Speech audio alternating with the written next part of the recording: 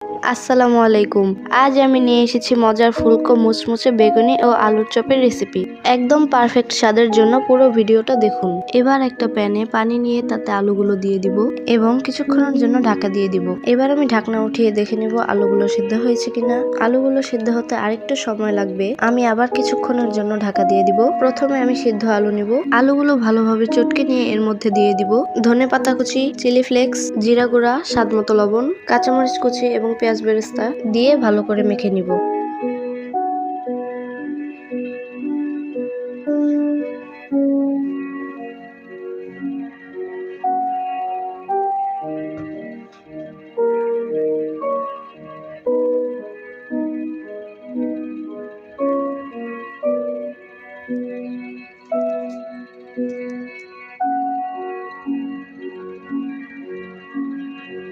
মাখানো হয়ে গেলে এর মধ্যে দিয়ে দিব সরিষার তেল এবং আরেকটু ভালো করে মেখে নিব।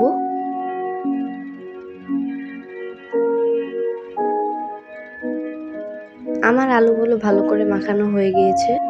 এবার আমি হাতে নিয়ে ছোট ছোট চপের আকারে বানিয়ে নিব।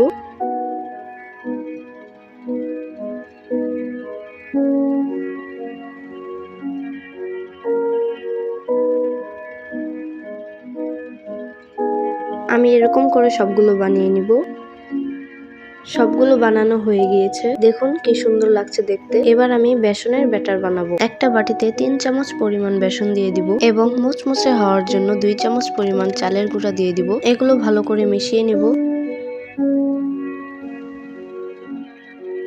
এবার আমি এতে দিয়ে দিব মরিচের গুঁড়া, হলুদের গুঁড়া, স্বাদমতো লবণ এবং সামান্য ফুড কালার দিয়ে ভালো করে মিশিয়ে নিব।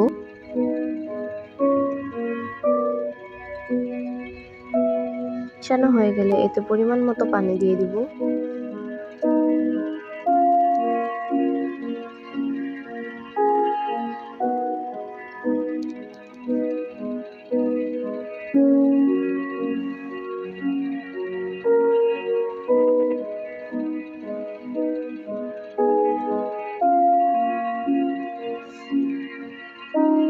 এবার আমি এতে দিয়ে দিব 1 চিমটি পরিমাণ খাওয়ার সোডা এবং আরো ভালো করে মিশিয়ে নিব।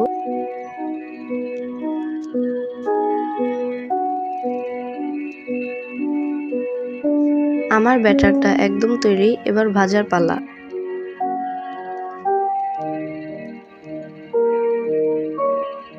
ব্যাটারের মধ্যে আলুর পুরগুলো এরকম করে ভরিয়ে নিতে হবে।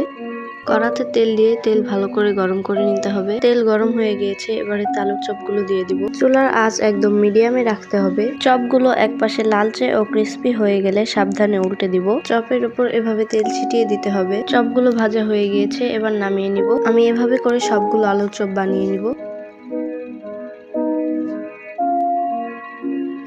এবার বেগুনিগুলো ভেজে নিব। আমি বেগুনগুলো পাতলা পাতলা করে কেটে নিয়েছিলাম। বেগুনগুলো ব্যাটারি দিয়ে ভালোভাবে মাখিয়ে নিব। কড়াতে তেল দিয়ে তেল ভালোভাবে গরম করে বেগুনিগুলো দিয়ে দিব। বেগুনির উপরেও একই রকম ভাবে তেল ছিটিয়ে দিতে হবে। বেগুনিগুলো ভাজা হয়ে গিয়েছে। এবার উঠিয়ে নিব।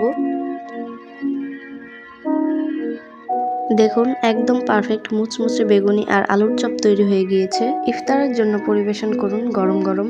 যদি ভিডিওটি ভালো লেগে থাকে তাহলে লাইক, কমেন্ট আর শেয়ার করতে ভুলবেন না। আরো নতুন নতুন রেসিপি পেতে আমাদের চ্যানেলটি সাবস্ক্রাইব করুন। দেখা হবে পরের ভিডিওতে আরো কোনো মজাদার নতুন রেসিপি নিয়ে। ততদিন ভালো থাকবেন, সুস্থ থাকবেন। আল্লাহ হাফেজ।